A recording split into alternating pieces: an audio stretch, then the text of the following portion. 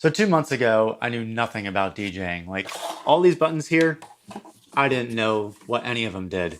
But after a lot of trial and error and a lot of help through YouTube, I've learned a lot of huge lessons, a lot of which I would only have ever known through practice.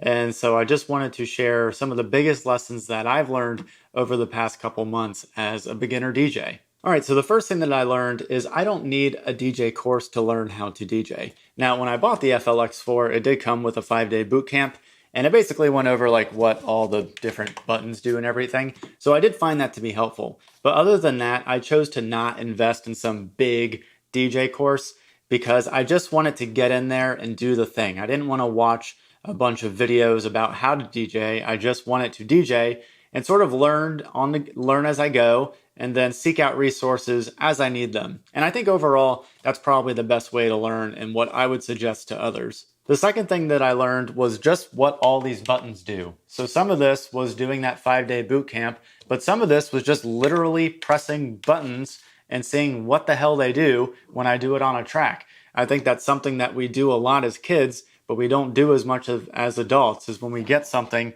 we feel like we need all these in-depth resources on how to use it first, when really we could just press some damn buttons and see what happens. And so yes, I did utilize some YouTube videos to figure out what they did, but a lot of it was just me playing through tracks and figuring out, okay, what happens when I press that? What happens if I turn one of these knobs?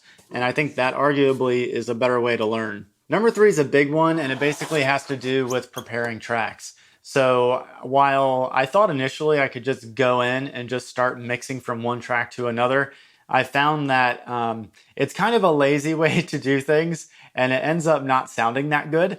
So I found that this was most prominent in my first set that I did, which was about a half hour. I found that some of the ins and out points between my songs, while it flowed, it wasn't probably like the best choice.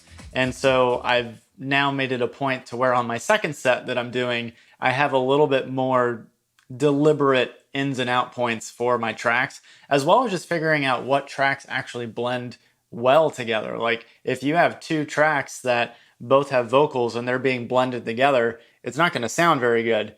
And so I think just preparation is really big when it comes to making a set and figuring out what songs blend well together, and how to make it to where they don't clash, and how to sort of fade in one track as you're exiting another track in a spot that makes the most sense. And so that is really just something that I've learned through practice. The fourth thing I learned is how to seamlessly blend tracks together and how to use effects in a creative way. And so a lot of this I learned through experimentation, but when I felt like I wasn't making any progress, I turned to DJ Carlo, who was probably like, for me, the best resource that I found on YouTube. And he has a lot of good videos about how to get smooth transitions. And so a lot of what I've been doing now is just literally just working on fading in one track while cutting out the lows and then activating like an echo effect on the outgoing track. And that pretty much works like pretty much every time. And so just learning those skills has been really, really effective, as well as just like not overdoing effects. So I think that there is a tendency for me to want to like turn knobs a lot, especially when I'm in the middle of a song, because other than mixing between songs, there's really not a lot that I need to do as a DJ.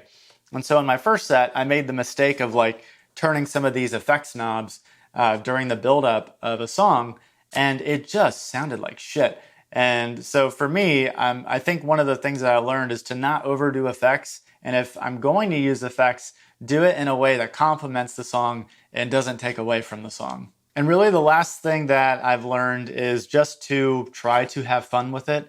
I think for me, as someone who is a somewhat of a go-getter, it's easy to want to try to be the best as fast as possible. And that's just not a very sustainable attitude to have when it comes to DJing, or really any other pursuit for that matter. So for me, I'm just trying to actively get better week by week, but not trying to put unnecessary pressure on myself to do so, which is a trap that I can fall into. So what does that look like on a day-to-day? That means me just trying to practice a little bit, on most days of the week, but that could just be spending 20 minutes working on transitioning between songs. It's not some arduous thing of me trying to, play an hour set each and every night and trying to utilize a new effect each and every time. It's just, how can I get a little bit better week by week? And that might just be checking out a new effect that I've never seen or used before. It might be, oh, let me try to transition between this part of the song that I never have before and just seeing how it sounds. A lot of it is just experimenting, seeing what works. And I find that sometimes through the mistakes that I make, I learn something from that. And whether that's something that I will not do again, or maybe it's like a happy mistake, something that I actually thought sounded cool and I might want to use in a future set. So I think that's the main thing, is don't get so wrapped up in trying to improve. Yes, definitely make an effort to improve and don't get complacent, but try to find the balance between that and having fun. And I'm still learning that, and I'm still trying to get better at that. But I think that's one of the main things, is DJing is supposed to be fun. And so I'm trying to make that, it is actually a fun process for me. And every time I record a live set, I love it. So yeah, I think those are kind of like the main things I've learned in the past couple of months. And you may be watching this and thinking, well, that's not super groundbreaking, any of the things that you shared with me. But maybe it doesn't have to be. A lot of times I hear that the people who get good at a certain skill are people who master the basics and master the fundamentals. And I've certainly am in no position to say that I've mastered any of those things. I'm still learning a lot of those. But I think in terms of what I've learned, they're definitely foundational and basic things. And the better that I have a grasp of those things, I do think it'll help me in my future as a DJ. But going forward, a couple things that I would like to get better at is experimenting with different transition points in between songs. And then another big thing is figuring out how to utilize effects within songs, because while I definitely use the echo effect, the transition between songs, I don't really do a lot of effects within the song or accenting effects. And so I would like to get better at that, as well as just learn other creative ways to go between tracks. While the sort of echoing out effect is a very common thing, apparently, that is pretty much the bread and butter on how to transition between tracks, I would like to at least know how to do different, maybe less common varieties on how to go between tracks. So I think doing that and just honestly building out more sets, that's what I want to do. I find that I've learned the most just by practicing, making a set list and just going through that set list and practicing.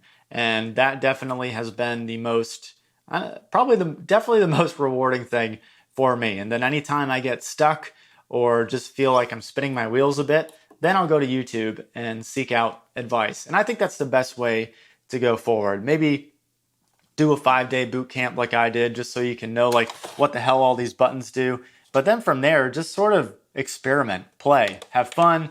And then when you get stuck, you can seek out resources on YouTube or wherever. But just like I said in the beginning of this video, I don't think you need a course to learn how to DJ, despite what Instagram and YouTube ads will tell you. But then again, everyone is different. But this has been my journey, and I'll keep you updated as I go forward. But I hope you found this useful in some capacity, and I'll see you in the next video. Bye-bye.